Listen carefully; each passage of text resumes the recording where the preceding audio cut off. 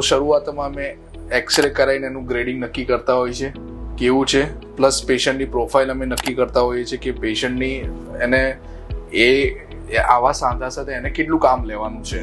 બરોબર છે. ઘણા ખાલી બેસી જ રહેવાનું હોય, રિટાયર્ડ લાઈફ એકદમ શાંતિથી જીવતા હોય, કે પછી એક્ટિવ લાઈફ જીવે છે કે રોજ 2-3 કિલોમીટર ચાલવાનું છે, બહાર કામ છે, રિસ્પોન્સિબલ કામ છે, એ પ્રમાણે એનું અમે નક્કી કરતા હોય છે કે આને સર્જરી થી કેટલો ફાયદો થશે. તો જો અગેન સાવ પીસફુલ જીવન હોય અને કશું કરવાનું ના હોય તો પછી we don't offer them surgery.